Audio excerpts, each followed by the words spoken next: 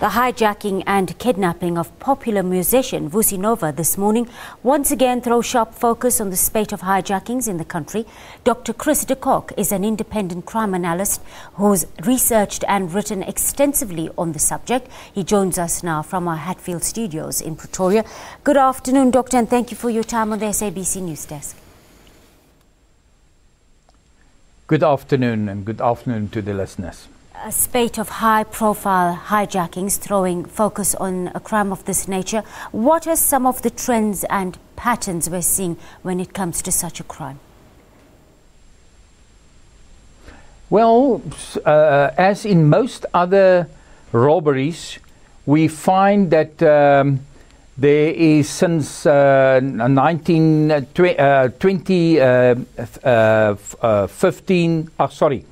2012, up to now, there's a steady increase. For example, in the period 11-12 up to now, this is the last release of crime stats, there was an average of 16.9% increase in carjackings. That's quite significant. In the previous periods, if we take the period, say around 2010 soccer, if we take the period that I would call the KLA period, the period that of Commissioner KLA and the one that act in the South African Police shortly after that, there was actually a decrease of about 13%. That shows you that something went wrong in this trend, as with some other robbery trends around about 11-12. Chris, so you're saying we're seeing an increase in hijacking over the last 5 years or so. Why is this? Is it a lack of intelligence at station level or shortfalls in analysis? I think the main issue is there's quite a few issues. There's the issue of leadership in the South African Police Service, which is affecting the efficiency. But I think the most important reason, the most important one, is the whole one of analysis at station level. You see, information, crime information, the ordinary information that is provided to the police in a docket, in a statement, that should be analyzed. So the police at the station level, the station commander and his staff, should know the where, the when, the why, and the who of every crime. And especially in the case of a crime like hijacking, because hijacking is quite an organized crime.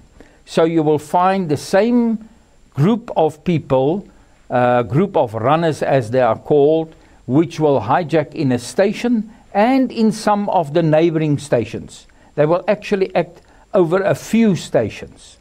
And it is important that you analyze, that you do docket analysis, for example, to link dockets, to establish certain modus operandi, to identify hotspots. There you have to do crime mapping and establish then through environmental assessment why does the hijackings occur at that specific point.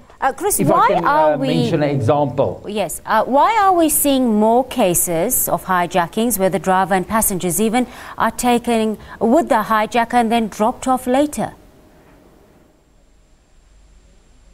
Well, you must remember the cars of today, the modern cars have got in technology. There's technology in cars, like, for example, immobilizers and those type of things, which it is sometimes necessary to take, in all probability, to take the driver with, so that the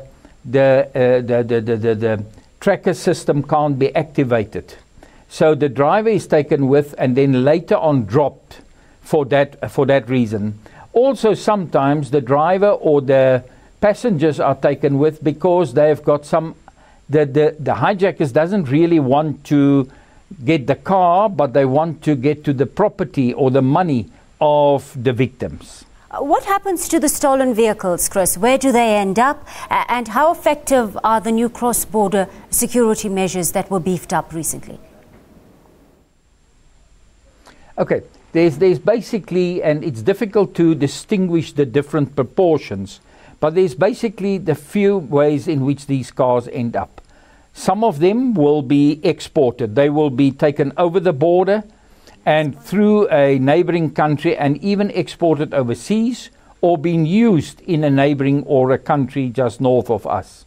Other cars will be cloned. So they will hijack quite a relatively new vehicle, usually a white, a basic color, and then they will clone it to a vehicle which were in an accident and which was a write-off. A third way is to cut the cars up, to chop it up, as they call it, to sell the parts of the vehicle.